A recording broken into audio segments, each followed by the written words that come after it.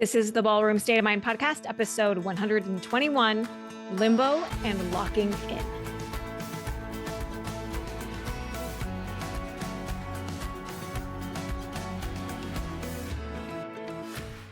Friends, welcome to the podcast. Super happy to be here today.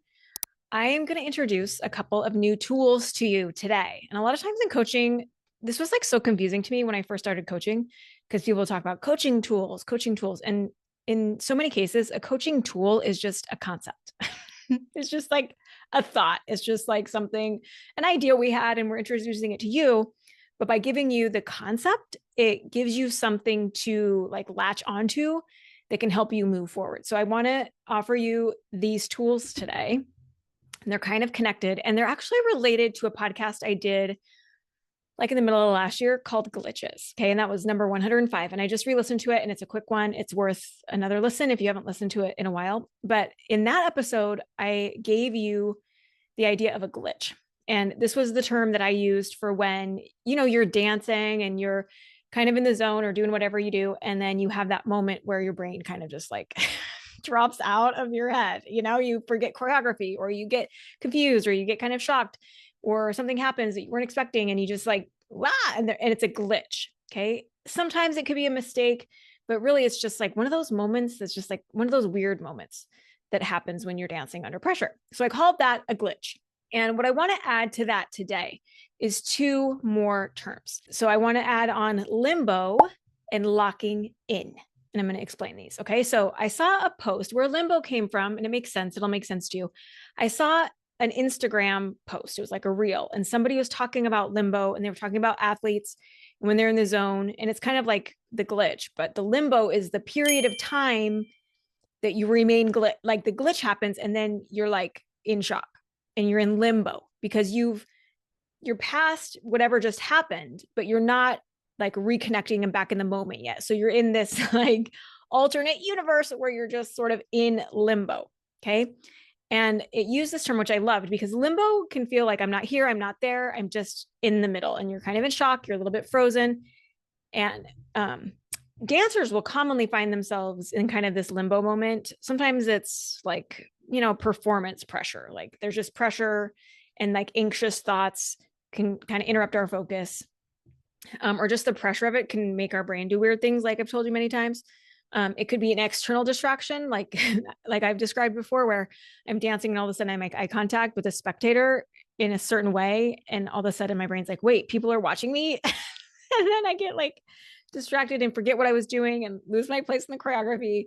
So it might be a judge, or a spectator, or another competitor, or whatever.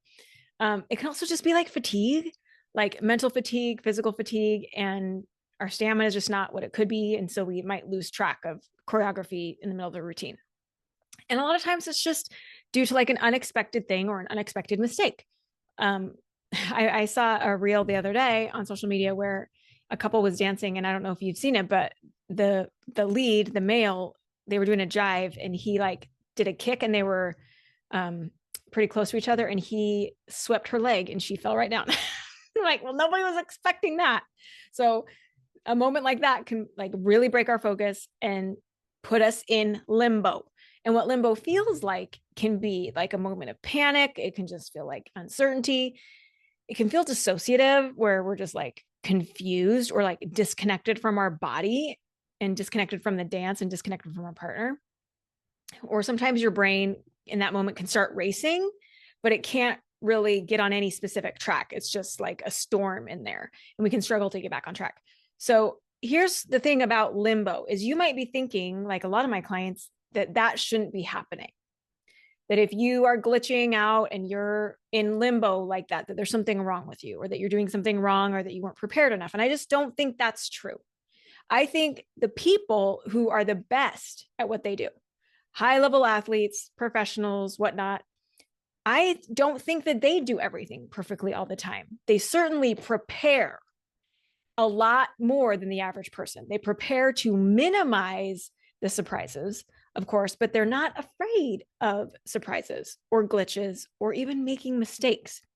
I think the people who are best at what they do, they know these things happen, and rather than fear them, they prepare for them. And the people who are the best at this, they've gotten very good at trusting their ability to reset after a glitch. They're so good and so practiced at this kind of a moment that there may not even be a perceptible moment of limbo. They flush. This is another way I've heard it. They flush that undesirable moment and they move on to the next moment as soon as possible. And they're very good at flushing, like all the time. No big deal. Move on to the next moment. Okay. That moment has happened. So there's no reason to stay there. And it kind of begs the question, like, why do we stay there? And it's not like we have control in it. It's not like we're consciously deciding to do this. It just sort of happens this way. But I feel like part of the reason we stay in a moment like this is because we didn't want it to happen. Like I had a client today, we were talking and she was saying, I want to be able to dance my choreography like all the way through without any major mishaps. And we sort of stopped short and we say, I just don't want that to happen. I am wishing that won't happen. I'm hoping that won't happen, period. And so then when it does happen, we're like, oh no, that thing I didn't want to happen happened. Now what? And we're kind of stuck in the shock of it. This was the one thing I didn't want to happen, right? And there's no forward motion. Or it does happen, and we may have on some level knew that it could happen, or maybe would even expect that it would happen, but it did. But now I'm not sure how to proceed. Okay, because I'm sort of out of my mind and I can't figure out where I am. I'm not conscious yet. So I think the very act of not wanting it to happen can result in that freeze state when it does happen, right? It's a danger that we don't want to happen. And so when it does, it causes like a freeze. Whereas if I know it can happen and I even expect it, but I have a plan and I trust that I can get past it, then I don't have any reason to fear it. And I don't have any reason to worry. So then when it does happen, it's not that big a deal. It's easier to flush it and it's easier to move on. So the practice we want to cultivate is that act of flushing the moment and moving on. And I want to call this locking in. Okay, so let me tell you where this comes from. My younger two boys that still live at home are in the thick of wrestling season. Okay. And in fact, we just had OWA state, which is the state club competition. Okay. So they're the school ones, the regionals and the state for the schools is coming up, but this was the club version. And one of my boys won. So he was the champion, the state champion. And then my other son was the runner-up in his weight class. And I'm going to tell you that story in a second. But my kids speak in teen language, okay? Sometimes I laugh with my husband about how we sound because we're talking to our kids all the time. And so we speak their language as teens. And sometimes I catch myself talking to other adults who don't have teenagers and realize that what I'm saying might not make sense to them. But anyways, my kids speak teens speak. Every generation has like their language they speak that's different than their parents. And we all, like my parents were like, what are they talking about? And now we do it with our kids. But anyway, one term that my boys kept saying was locking in. They kept saying I had to lock in. And this is a term they use a lot. So I want to tell you about Bridger because Bridger says this a lot. But Bridger is my 15-year-old. Okay. He was wrestling the 150-pound weight class. And he wrestled all of his matches and he made it to the final match. Okay. So typically when you're in the final match, those two kids are going to wrestle and the kid that wins is the champion and the kid that loses that match is second place. Okay. So that's generally how that works. In this case, Bridger got to the final match and he knew he was going to lose it because the kid that he was wrestling against is much older than him, really phenomenal, really great wrestler. And so he just knew he was going to be outplayed. So he knew he was going to get second. Well, at this and that happened. Okay. He wrestled it. He lost. He got second. He's in second. But at this particular wrestling tournament, if the kids that are wrestling, so there's two kids that are wrestling for third and fourth. So they wrestle each other and one gets third and one gets fourth. But if the third place kid never lost to the champion in the other matches that he did, then he gets an opportunity to wrestle the person who got second place to see if he can beat the kid who got second place. So if the third place guy can beat the second place guy, then he moves into second, and second place moves into third. And this is called a true second. So even though Bridger had gotten second place, he had to defend it. So the kid who got third place and Bridger now had to wrestle, and Bridger had to win to keep second place. Okay. It was very tense, and it was a very long day. And by the way, this was Bridger's fourth day in a row of wrestling. So Thursday, he had his regular high school meet where he wrestled. Friday and Saturday, he wrestled both days at a tournament about an hour away. And I picked him up from that tournament and drove him 2.5 hours to the state tournament. So this was day 4 for him. And so the whole time he has to maintain his weight. So if you don't know, he has to stay under 150 pounds. So usually kids weigh in and then they eat a lot and drink a lot to get ready for their meet. But he couldn't really do that because he had all these matches in a row and he had to maintain his weight. So he's tired physically. He's a little bit malnourished, probably. He's spent a lot of his energy over the last 4 days. And this is the end of the 4th day after wrestling all of his matches that day. And now he has to defend second. And these matches were about 10 minutes apart. So he didn't even get a great recovery. Okay. So we're like, all right, let's go. So he's wrestling this kid. Okay. And he's losing 10-0. And it's kind of the end of the second period. There's 3 periods.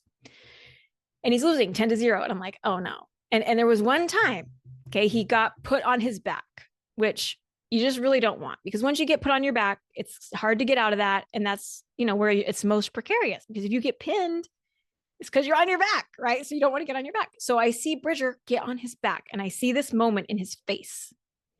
And it's like this moment of shock and this moment of limbo, where it's like, oh no, this thing happened that I didn't really want to happen, but he hadn't quite gotten his bearings yet.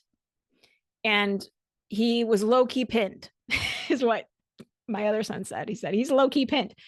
And really, probably the ref should have called it a pin, because he was on his back for long enough to be pinned. Okay. But I saw Bridger have this moment where he's in limbo. And we're yelling at him. We're like, just keep moving, get off your back. They do all these things to try to show that you're not getting yourself pinned on purpose. You're trying to get away. And the ref doesn't call the pin. So he does actually get free. And then that period ends. So now we have one more period left. And they start wrestling, and Bridger takes down the other kid and gets him on his back. And so he gets 3 points. So now it's 10-3, but we only have a minute left. And Bridger is somehow able to hold him down long enough that this ref called the pin. So Bridger at the last second won it and was able to defend his second place. So he got the true second. Now, how does this apply to what we're talking about? He was talking about this and he was telling the story. And he said, when I was on my back, he's like, I had this moment of oh no. And he's like, but then I just thought, I got to lock in. He's like, so I locked in. And when they talk about locking in, it's all my focus, all my attention is consciously going to whatever I need to do to move into this next moment. Okay. It's like this intentional decision to lock in. So this is what I want you to think about is you've had a glitch. You might be stuck in limbo for a moment, but I want you to decide to lock in. And just having these terms of glitching, being in limbo, and locking in is going to give you something to latch on to help you make a framework to get out of it. So let me kind of give you a framework on how to lock in. And this is going to look different for different people. And I want you to experiment with it, but I want to give you something to begin with so that you can experiment with this and then find your own way to lock in. So when the glitch happens, you're going to find yourself in limbo, and our goal is to minimize limbo. So let the feeling of limbo, that shock or panic or kind of that dissociated kind of out of body experience, confused feeling, let that limbo be the trigger or the cue that it's time to lock in.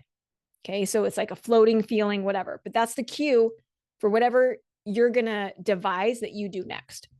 Just like if I have low blood sugar and I can feel it tanking and I start to feel kind of shaky, that is the cue for me that, oh shoot, I got to go get some sugar. I got to go get a juice, or I got to go get some quick sugar, some candy or something to help address that.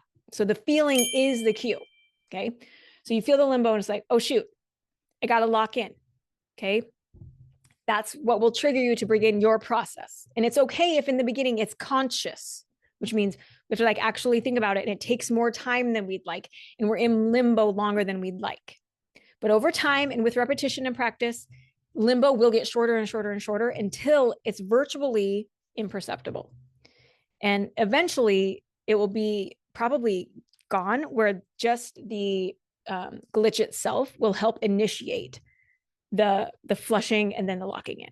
Okay. But for now, we're going to have this limbo in the middle. Okay. So what do you do first? If I feel myself in limbo, I'm going to go, and then what I would do first is just take a breath. Okay. Inhale and get some oxygen into your brain. 2, I would flush that moment. Just like let it go. It's kind of like pushing my brain forward. We're not going to stay in that moment. We're not going to stay in the past.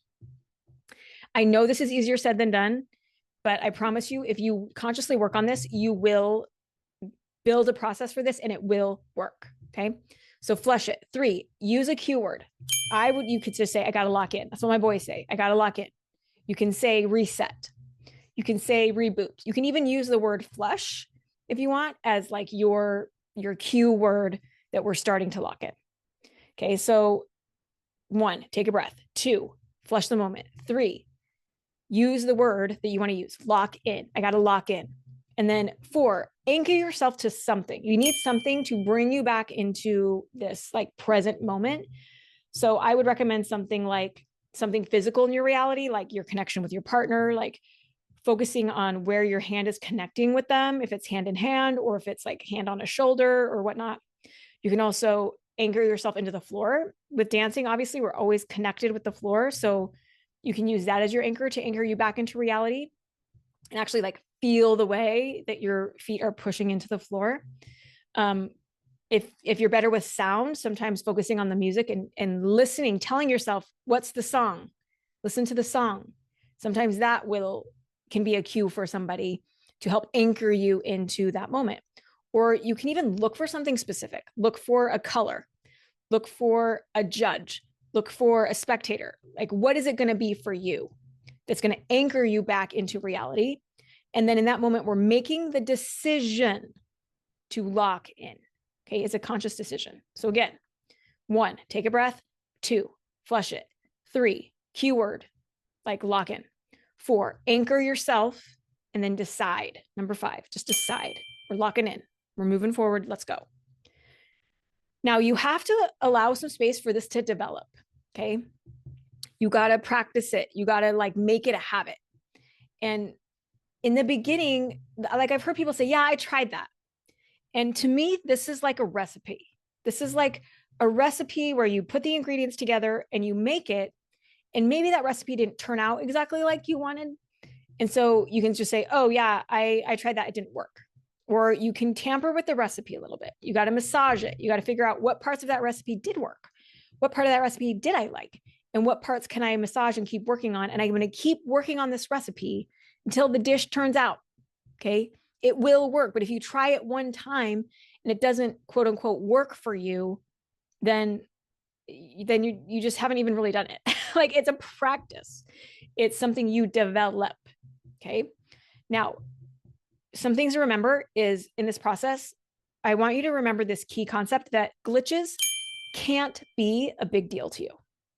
It can't be something that you fear. If a glitch is something, obviously we want to dance our best and we don't want to make mistakes and we want it to go as perfectly as possible. Everybody wants that, but you can't think that's never going to happen. You can't hope it's never going to happen. And so you can't fear those moments. So remember, that is also something kind of on the outside of this framework that you're working on is glitches, mistakes, surprises. Don't fear them. They're not a big deal. Okay. And then I want you to trust in your ability to flush the moment. You can do this. You can get past it. You don't have to stay in limbo forever. It's not going to be something that keeps plaguing you. So trust in your ability to flush the moment. And then just as a reminder, let that limbo feeling cue the locking in.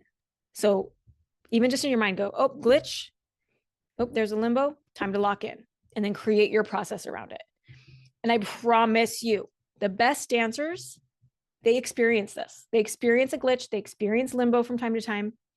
And the best ones are the ones that have the ability to lock in. And that is what sets the top performers apart.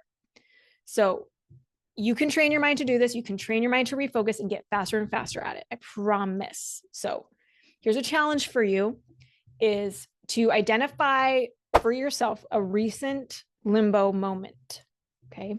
And reflect on how did you get out of that limbo moment? How did you lock in?